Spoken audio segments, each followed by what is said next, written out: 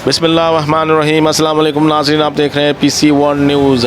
SSP patrolling police Faisalabad region Mirza Anjum Kamal की हिदायत पर फैसलाबाद रीजन की जून 2021 की कारकर्दगी रिपोर्ट जारी कर दी गई। हमारे नुमाइंदे खसूसी पाकिस्तान गुलाम दस्तगीर की तफसीलात के मुताबिक माह जून के दौरान मुख्तलिफ दफ़ात के तहत 434 मुकदमात का इंदराज किया, जिनमें 434 मुलज़मान को गिरफ़्तार किया गया।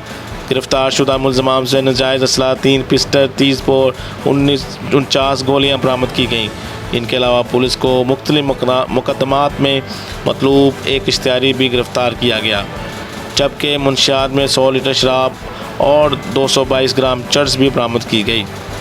मशकूक व सरका शुदा होने की बिना पर 36 मोटरसाइकिलें कब्ज़ाए पुलिस ले ली गई।